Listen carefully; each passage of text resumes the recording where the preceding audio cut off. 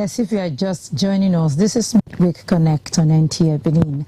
And of course, we're here this morning to look at another issue that is out there in the society, and a lot of people are talking about it.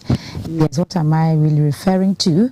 The Tax Administration Act that the President assented to some time ago.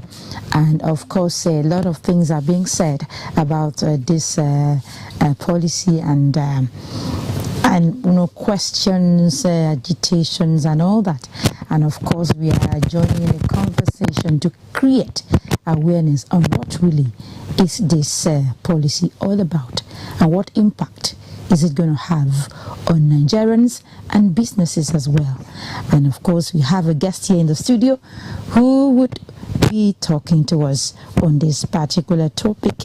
He is a university don and a commentator on issues. I'm talking about Sunday Ekirikiri. Very good morning. Thank you, sir. Very good morning to you, and a very good morning to our viewers out there.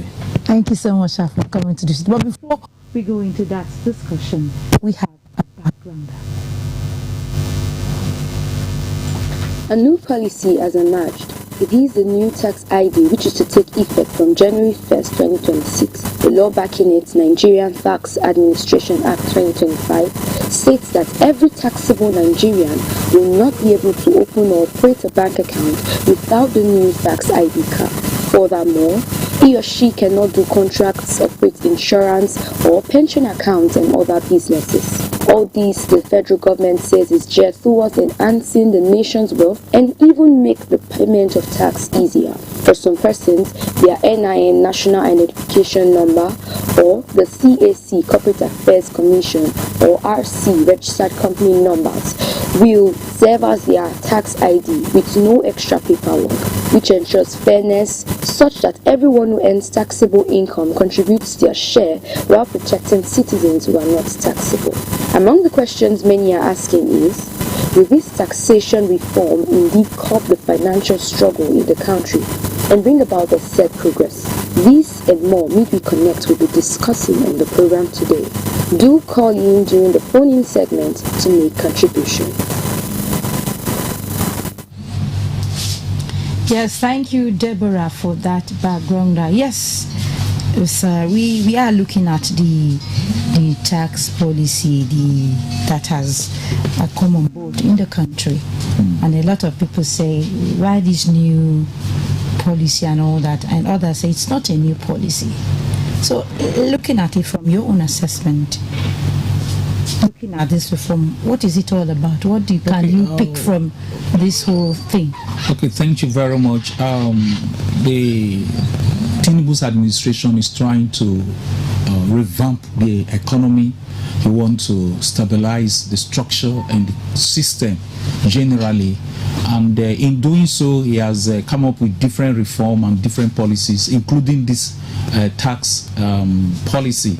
I think the federal government is trying to ensure that every taxable Nigerian or anybody that is doing business in the country pay the required amount, the taxes that is due them, so that we can revamp the economy, so that we can have more money to spend for social infrastructures and medical facilities and all that. And so he's trying to close the gap, the loopholes associated with tax evasion. That is the basic thing he's trying to do. And so I have my reservation, because I also know that in as much as he's trying to do that, the essence of tax is to ensure meaningful development. Many Nigerians are not too happy about the structure where the money is going out of their hands and they are not seeing the dividend. So the problem is not actually these policies, is to what extent will the money that will be realized from these taxes be used for the development of the nation, for the development of our country. In what area, in what way will it translate to meaningful impact in the lives of Nigerians. That should be the cause of the discussion. Yes, but a lot of people have said we've had reforms in the country, many tax reforms and all that. So what will really be different about this one from others we've had in the country? Because they've been assurances that everything will be streamlined, technologies will be deployed to ensure that these things are done accurately. Do you flow with many people that say nothing will be different about this particular one that has come on board, or do you see something different? No, what is essentially different from the other ones is that every citizens in this country that's supposed to engage in one form of business or the other, or supposed to even operate an account, has is taxed. That is what he's trying to do. He wants to ensure that every eligible Nigerian that has an account is taxable, either income tax or whatever form. And so he wants to ensure that taxes are being paid by people that are earning one form of money or the other. And that is the basic thing that he's trying to do, so that there will be a lot of recuperation of fund into the government coffer. Essentially, the question is not whether it's going to be different from others form of tax or taxes that he has introduced since his inception in office. From other administration.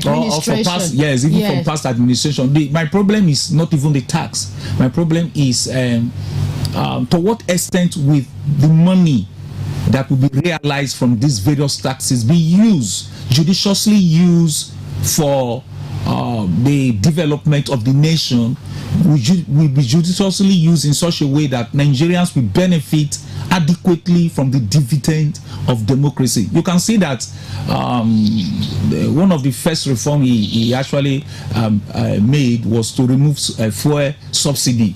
And the first subsidy is removed so that we can have more money for infrastructure and all that. But these things are not affecting us. We are saying that even the money is entering somewhere else.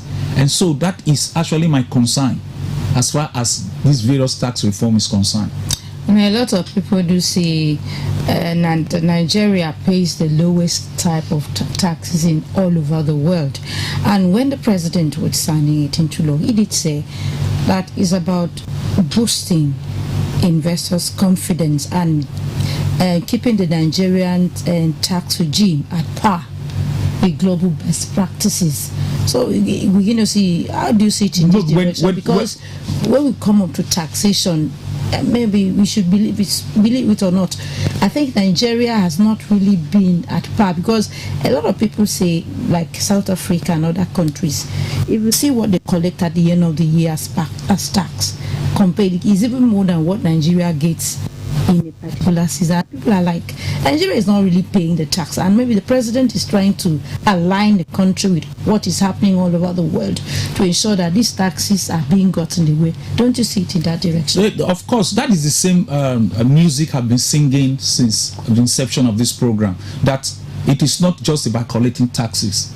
All those other countries that have a very high number of taxes being paid by their citizens, the citizens enjoy something good. The citizens enjoy constant electricity, for instance, constant water supply, good road infrastructure and all that. So you cannot be equating our taxes with other countries' taxes when you will not use the tax to develop the nation the way other countries that have developed the nation did.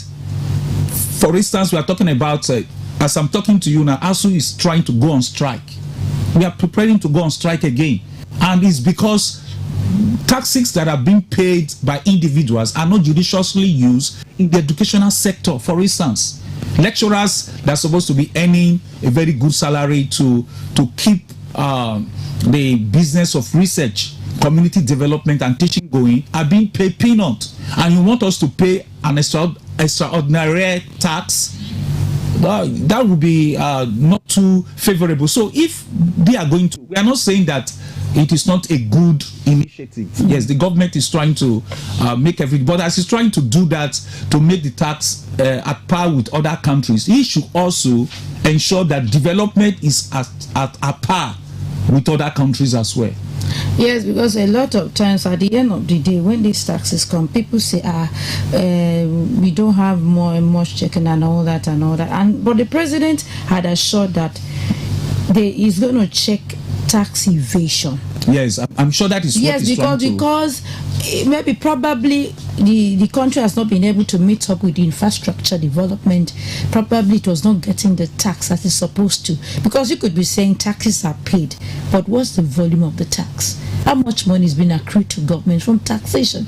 And probably government wants to check that. But in doing this, and it has given the assurance that it will make it right so that these monies will be used judiciously. How do you think Nigerians should approach this? Because a lot of times Nigeria would think, well, it's one of those policies, I don't care about it and all that.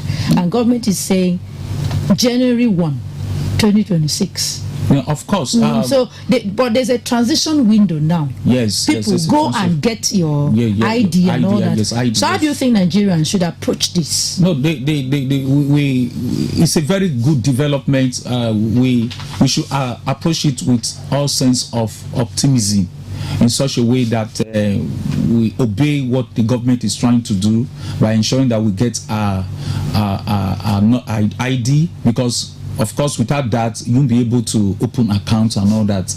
Transactions will become very difficult. So I want to appeal to Nigerians to ensure that they pay their taxes and get the relevant ID that is required in this regard. But I also want to appeal to the government to ensure that the money that will be collected from Nigerians is used. They should use the money judiciously in developing the country. The roads should be fixed. The schools, institutions should be taken care of. Health sector should be taken good care of, so that Nigeria will be at par with developed nations of the world, just like we are trying to pay like developed nations of the world.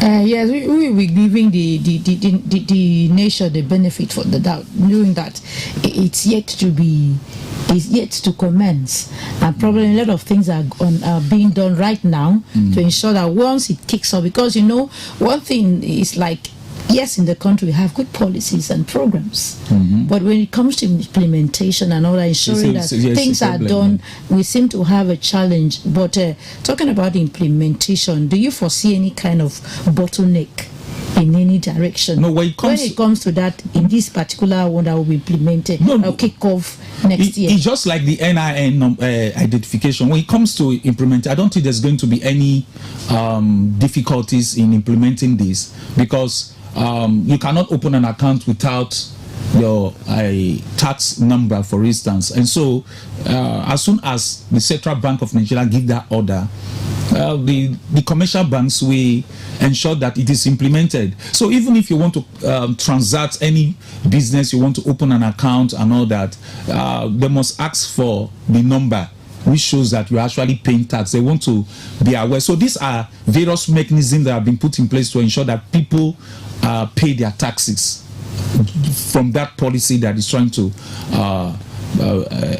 bring into so I don't see any problem relating to it, except you don't want to involve the bank in your transaction, which is inevitably going to be difficult, because we are now in a digital age where we engage with technology, and most of our transactions are online, to make the business of marketing and all that easier for us. And so it will be very difficult. So Nigerians should go and ensure that they have their number. For those of us that are in the civil service, we're already paying the tax from before the even money comes. So it's from source. So, and we already have our TIN number. So I want to appeal to Nigerians to go and ensure that they follow the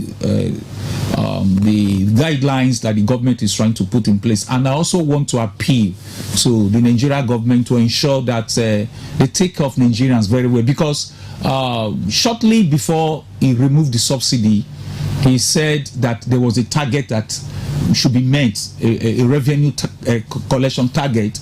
And when they removed the subsidy, they announced that they actually met the target.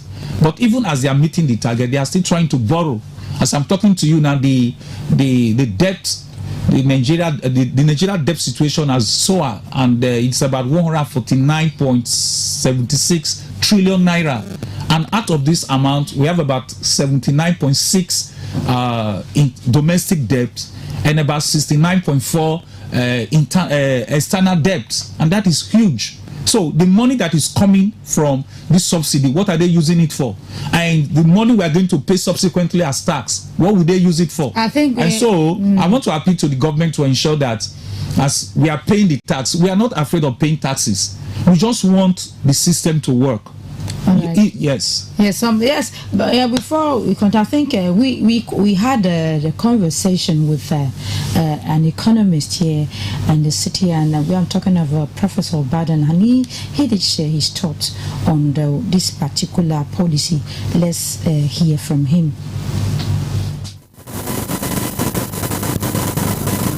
The tax identification card or number is not new. It is similar to the tax identification number or TIN, which has been in existence for quite some time. Generally, corporate enterprises, individuals who earn income have been required for quite some time now to register with the tax authority and obtain their tax identification numbers. And then there have been multiple agencies issuing these tax identification numbers. The Federal Inland Revenue Service, the Joint Tax Board, and the State Inland Revenue Services. They have been issuing tax identification numbers. I think the feeling of government is the need to harmonize all those tax identification numbers and also simplify identification of taxpayers, make it easy for government to identify them and then obtain tax from them.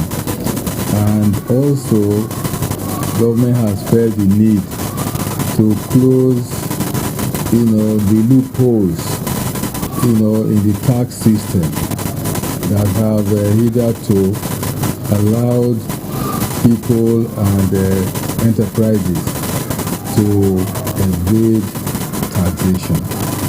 For example, to me, as a worker in the public service before I retired, I had my tax identification number. Even in this academy where we are now, it's a private institution. All our workers, up to over 70 of them, have their own tax identification numbers by which they are identified and they pay, used to pay their taxes. Those who already have the tax identification numbers will continue to use them. And those who don't have are those the government is now focusing on to register with the tax authorities, to the extent that they have taxable income.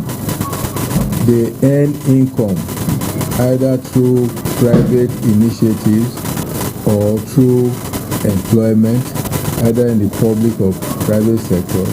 They are supposed to register and then use that one as a basis to now be used in identifying them to pay tax.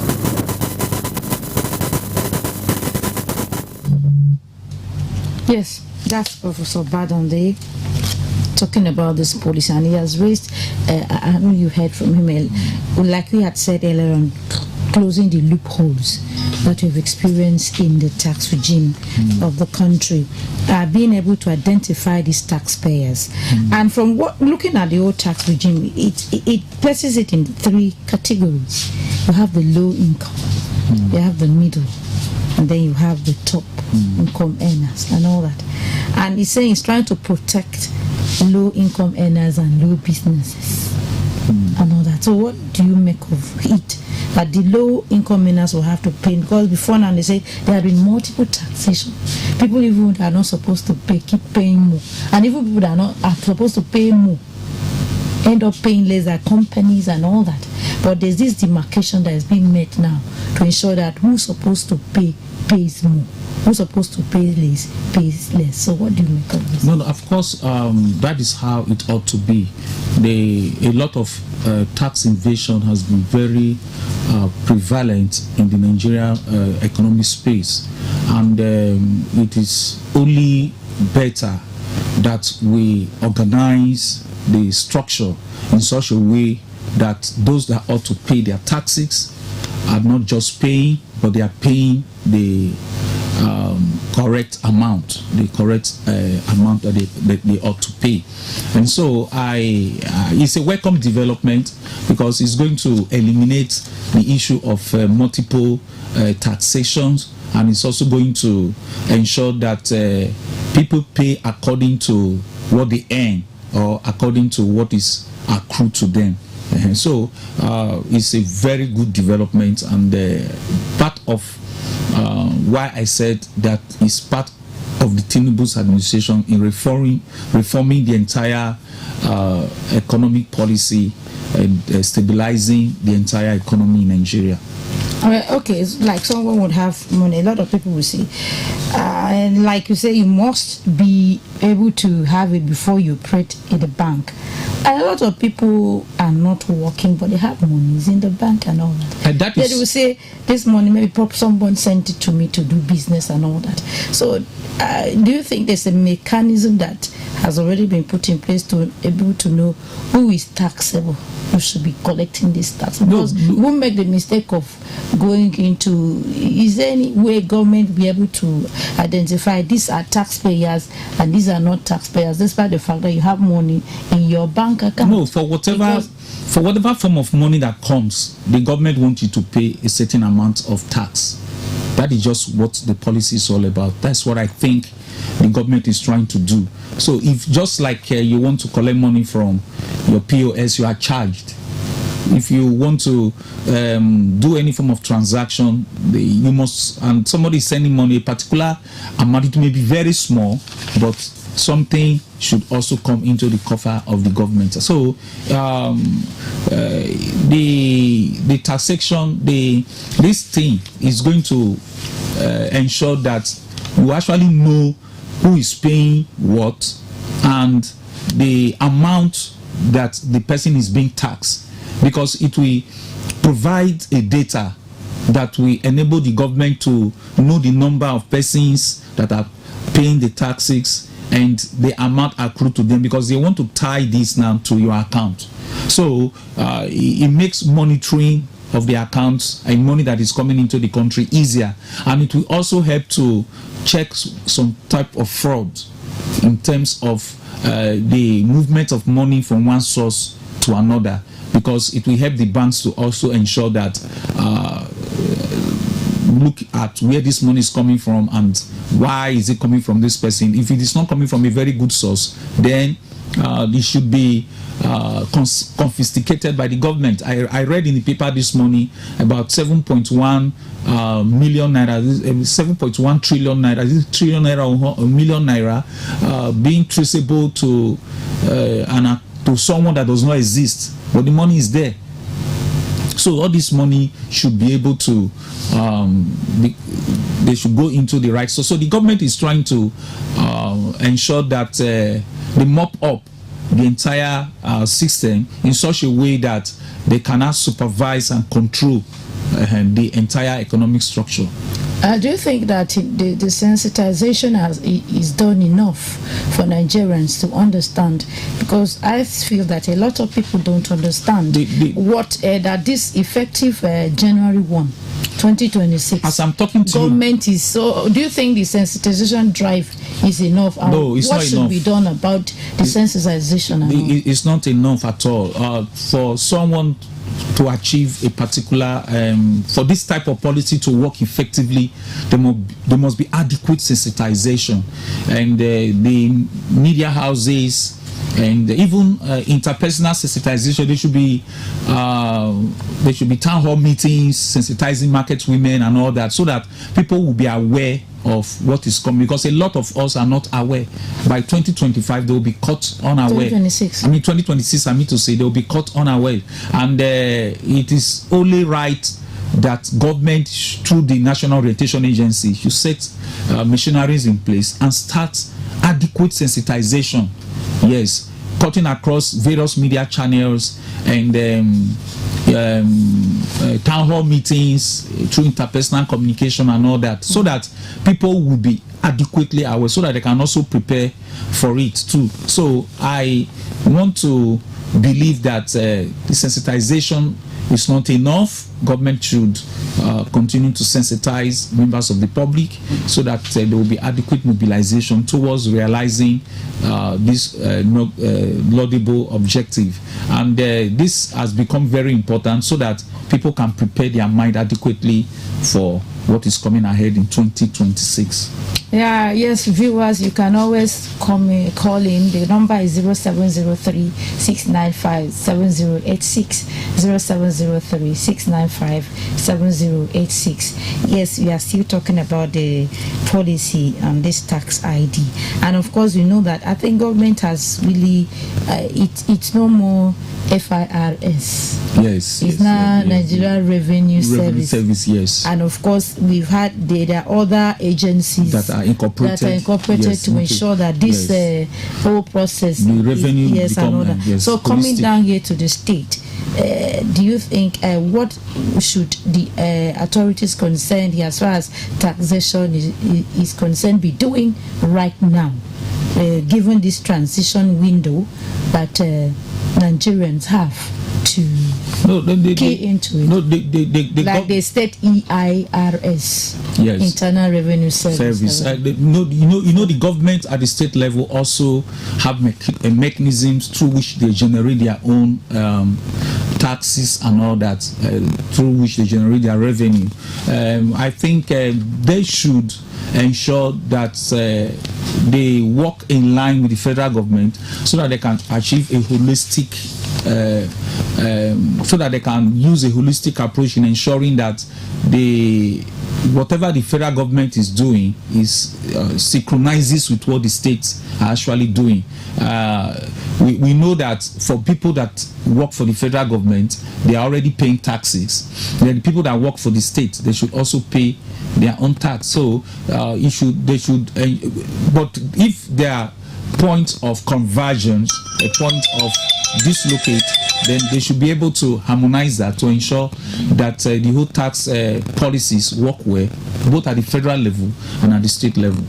And because everything we're trying to do about this tax system is, like the president said, boost revenue. Yes, check revenue. All these excesses in tax collection and all that. I think to be having, and begin to so that we can build infrastructure and all that. And from what he said the aim of this thing is for it to be people centric, for it to be efficiency driven, and for it to be growth focused. These three aspects. Yes, and that's a welcome development. How would you, when we're talking about being people centric? Yes. What do you make? Okay, being people centric ensures that the tax will come from the generality of the public. Everybody should contribute to the common coffer, so that they can also receive from the common coffer. And it also means that whatever you are contributing, you are going to enjoy it through infrastructural development, which invariably needs to growth.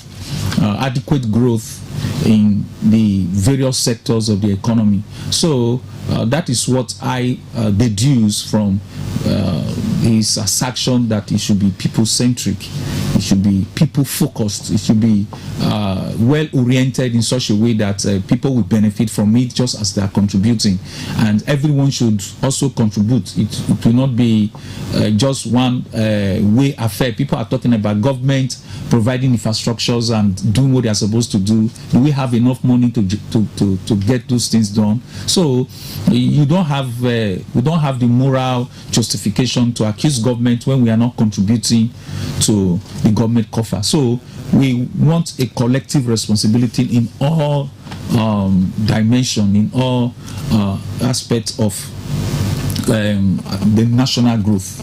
So what do you think will be the implication of this for the low-income earner and for small businesses in the country?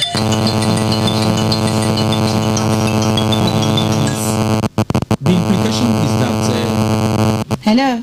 Okay. Oh, I missed it.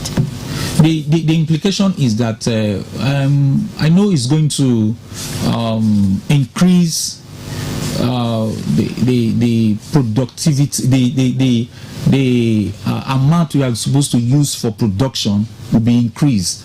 And so because the more you pay, the more you put those things into your services, the services you are rendering, and into the product. So people are going to likely pay higher. But if it is well managed and well coordinated, I think people will enjoy whatever they are paying for. And that is very, very important as far as I'm concerned. It might affect them one way or the other at the beginning of the start of a small business. But as time continues to go on, they will definitely enjoy the dividends, and just like every one of us. And like the government was saying that it is equally trying to check that you are able to report your income correctly, and that if you try to be funny and all that, government will be able to track you. Track you, exactly. So yes, that's part of that. That is trying to monitor and supervise the entire source, so that everybody's sense will be on deck in terms of providing their contribution through taxes to the government cover. That is what is done in developed nations, in these countries that we spoke about earlier. Even parking your car alone require you to pay some money. So all this money get back again into the system, and they use this money to develop the state. And so, and that is why I started earlier that it is not just about paying the taxes. The taxes should be used judiciously so that our country will be a better place to stay, and it will reduce brain drain and the Japa syndrome. Of course, it equally incorporates even people that are staying there over there. That they equally have a role to play in the whole tax system. Even foreigners here in the country. Yes, of course. They have also to be able to, companies and all that. Yes, as they come in and they're going to pay taxes, and that will boost the revenue on our economy, and it's okay. Yes, what would you love to see by the time this whatever regime is commences next year? What would you want to be the direction of government as far as utilizing this tax, whatever is being gotten from the system? I want to see a people-oriented project, yes, being done by the government. People-oriented projects that... Hello, good morning. I'm calling from Ego. Alright, what's your name? I think we are having a network challenge somehow.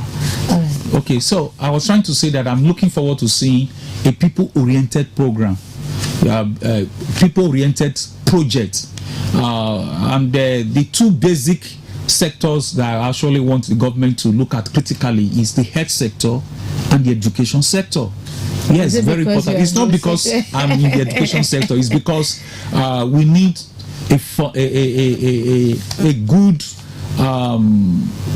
We need to build those that will build the nation, and it starts from the university, it starts from the schools. So you cannot give what you don't have. If they are not good laboratories, if they are not good facilities to train our children, then when we shun them out into the street, they will not be employable. So we should take care of the education sector, and we should also take care of health. Then before we now start talking about infrastructure and the good roads network. I'm looking forward to seeing that all the good roads are constructed, especially the federal roads. We have a lot of them that are still dying from lack of care. So we should take good care of these things and other projects that are people-oriented. The inflation rate is very high. Productivity should be boosted. The agricultural sector should be looked into, and people should be encouraged. Of course, you are talking about inflation. The country had a reduction in inflation figure recently and all that. Do you think that in trying to get these taxes as government should, and would it have anything to do with inflation? How should government be able to balance it, the fiscal policy and of the government and whatever we have out there in the society, to balance it? At the end of the day, we have a situation of, because inflation has always been a situation in this country, and that challenges, yes, and that is growth because, and development. And that is because we are a consuming nation, not a producing nation. So if the money could be channeled towards ensuring that we boost various industries, create new ones, and ensure stability, you discover that the demand and the supply will be at its state of equilibrium, and the prices of the naira will be stable. And I know that dollars have a role to play too, but the most important thing is that if we reduce our importation and we produce some of these things ourselves, we will retain some credibility that will ensure that the inflation rate continue to reduce, and the power of the naira is strong enough to be able to purchase what we ought to purchase. And so we need to take a holistic view of ensuring that we boost the economy. Now, you know, the insecurity too also is affecting the entire system and structure. So by the time we money that we're going to realize for taxes and all that are put into these structures, you discover that we are going to realize our objective. All right, by way of parting, or your parting words, we have been looking at the new policy on tax identification, and it's expected for every Nigerian to register. If you've had it, good for you. You are ready. But if you don't have it, you should be able to approach the agencies responsible and be able to register and get all this. So what are your parting words as far as this whole regime is concerned? Okay, my parting words is that we should encourage this administration in this policy by ensuring that we get our TIN number and show high sense of patriotism as far as our country is concerned. I know there are a lot of things that will make us feel bad about what is happening around us, but it's our country. We don't have any other country, so we must build it together. And so we should ensure that we get our number. We should encourage the administration to ensure that they come up with a smooth implementation of this policy. And I also want to appeal to the government that whatever taxes that will be coming should not be shared among the political class alone. It should go around the entire country through infrastructural development and productivity and good sense of coordination throughout the states of the Federation. Thank you so much, Mr. Sunday Ekiri. Yes, Thank you so much for coming to share your thoughts with us on this particular issue that is all over the country. And of course, we know that Nigerian tax regime is getting heavier and heavier every day, and it demands a lot of responsibility and cooperation. The question is, before I wrap up this program, are you ready for it? Thank you so much for your time. See you next week on another edition of Midweek Connect. Good morning.